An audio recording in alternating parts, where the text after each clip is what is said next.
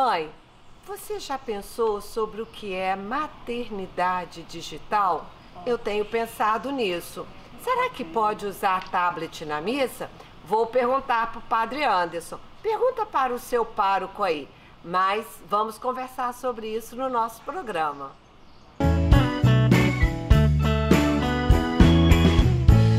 Olá, mãe. Hoje nós temos um assunto especial. Nós vamos falar de filhos, mas eu quero falar de pai e mãe também. Por quê? Porque nós estamos ficando dependentes de tecnologia. Quantas vezes você chega num restaurante e percebe a família, todo mundo com o seu celular na mão? E sabe o que me chamou a atenção para esse programa?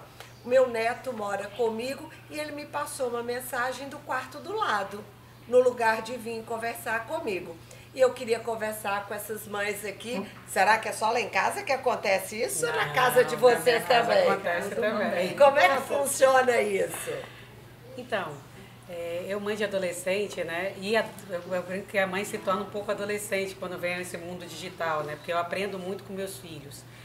Eu acho o mundo digital fascinante, né? Eu mexo com moda, quem não sabe, a minha vida é toda feita nessa maquininha, né? Hoje eu não uso nem mais computador. Isso é muito bom e isso é muito ruim, porque a gente acaba fazendo até os nossos trabalhos, as nossas leituras, tudo se torna digital, né? E hoje os nossos filhos estão nessa era e nós vamos ter que aprender a lidar com isso, não é mesmo, tia Ângela? Não é verdade, mas como é que fica o vício?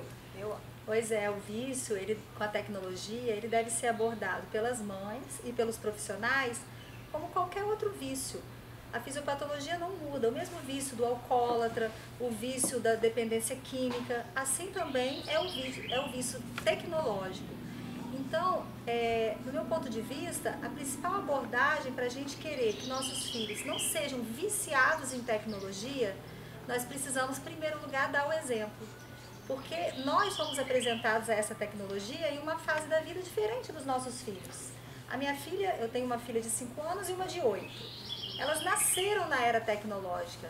Eu não, eu fui ver um celular pela primeira vez na minha vida, eu tinha 16 anos. Então eu não fui apresentada a isso. A minha euforia da apresentação do eletrônico foi quase tão grande quanto de uma criança. Quando elas conhecem o que a tecnologia pode oferecer para elas, foi a mesma nossa. Qual que é a diferença? Nós temos a maturidade. E nós então precisamos usar dessa maturidade e da autoridade da maternidade para catequizar os nossos filhos em relação a isso. E para impor limites, mesmo que isso tenha custos como a frustração. Eles precisam passar por isso por um bem maior, da família. E nós também, quantas vezes isso interfere na relação de casal e até mesmo na relação espiritual com a igreja. Porque muitas vezes o entretenimento é tão grande com o mundo virtual que a gente perde o tempo de ir à missa. A gente perde o tempo de ir num grupo de oração. Por quê? Porque nós estamos tão absorvidos no mundo que é virtual que nós não dedicamos, é aquela hora que a gente fala assim, eu não tive tempo. Mas quando a gente para pensar quanto tempo nós estamos dedicando ao mundo virtual, é aquele momento que faltou, foi o tempo que você deixou de fazer tantas atividades familiares, religiosas, profissionais. E até então oração, é hora né, de rever esses conceitos. Sim, é interessante, né, Tânia, que na missa, muitas vezes, as pessoas vão à missa, levam o celular e não ficam concentrados e acabam aproveitando. Mas aí, Tânia, você estava dizendo, desculpa. Pois eu acho assim, importante a prevenção enquanto os filhos são pequenos, né? Prevenir é o melhor remédio, né? Conscientizá-los, né, dos perigos que tem da internet, né? Educá-los mesmo, porque tem muitas mães que proíbem. Proibir, gente, faz escondido, perde a confiabilidade um no outro, se um fura, né? Se Criam criança, novos perfis, né, Tânia? Então, Hoje aí faz um perfil falso, né? Isso. E assim, um exemplo, gente, não adianta falar, não faz e ficar com o celular 24 horas na mão, né? Então a gente também, né, nós adultos, temos que nos policiar e abandonar o vício, né? Verdade.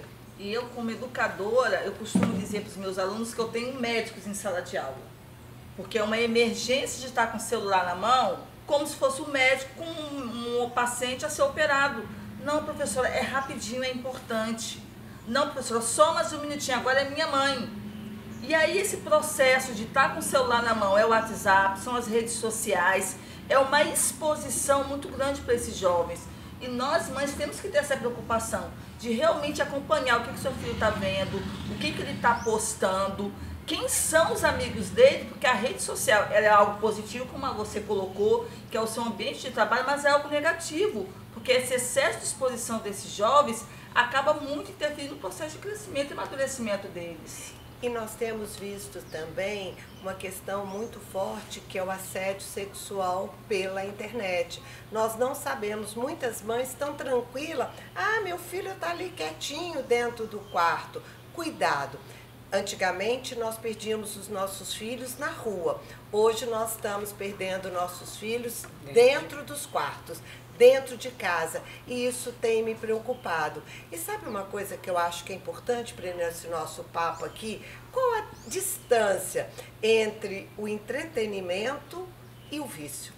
Como é que a gente percebe isso, né? Eu acho que isso é uma pergunta importante para você, mãe. Tem um número de horas específico, né, que aí se denomina um vício, né, que já torna-se uma dependência. Mas eu queria falar também que muitas vezes a procura do celular é uma fuga, né? Será que está faltando alguma coisa na família, diálogo, mais opções de lazer, ao ar livre, esporte, né? Então vamos ficar atentas também como a gente remediar essa situação. Eu acho que a principal característica do vício, né, todos têm acesso ao Google, pode entrar agora e olhar, existem critérios, tantas coisas, mas eu acho que a principal característica, de forma assim sucinta, para caracterizar um viciado é quando isso começa a prejudicar as suas atividades, de forma causa um prejuízo para a família, para a vida profissional, para a vida religiosa, para a vida social. É quando existe uma inversão de valores. Você substitui a vida virtual, a vida real passa a ser substituída pela vida virtual. E essa vida virtual passa a ser priorizada. O vício tecnológico ele deve ser abordado da mesma forma que as outras dependências, inclusive com tratamento medicamentoso. A partir desse ano, pela primeira vez, uma dependência tecnológica vai ser incluída no Código Internacional de Doenças. O Código Internacional de Doenças vai ser reformulado para incluir, a princípio, a dependência de videogames, porque já virou um problema de saúde pública. Já foi considerado o vício tecnológico pela Organização Mundial de Saúde como um problema de saúde pública, como um transtorno mental. E ele vai ser incluído na classificação F, que são as classificações psiquiátricas do Código Internacional de Doença. Porque junto com isso, vem transtorno de ansiedade. Quantas vezes no meio da missa, nós, às vezes, que somos mães que oram, eu preciso confessar, eu já me peguei no meio de uma missa uma vez olhando no WhatsApp. Por quê? Porque você olha lá, você vê 50 mensagens. É a ansiedade. E qual que é a nossa urgência de dar essa resposta imediata? Né? 99% das vezes não é uma urgência médica, como a Mônica falou. Eu até queria acrescentar que isso atrapalha na escrita dos alunos, na escrita do indivíduo. Hoje você escreve VC, QT, risinhos, e aí você não consegue entender um texto de um aluno quando vai para o Enem, por exemplo, porque ele não consegue fazer o processo de pensamento até o final, porque ele não lê, ele absorve aquilo que a mídia está passando para ele. Como é que você vai conseguir fazer um processo de pensamento escrito se você não lê? E aí, mãe, eu queria fazer uma conversa olho no olho com você. Depois do almoço, durante as refeições, talvez eu esteja ultrapassada, mas na minha época era na mesa, as pessoas conversando, as pessoas batendo papo. Depois veio a televisão a gente começou a segregar por quartos. Será que nós estamos tão cansados que quando o menino está com o iPad na mão, ele nos dá sossego? Então, comece a cura por você. A nossa oração, pelo menos eu tenho feito essa oração, tenho pedido ao Senhor, primeiro, para que me tire, né, essa dependência. Tanto que na quaresma o que mais você vê as pessoas fazendo é jejum de zap.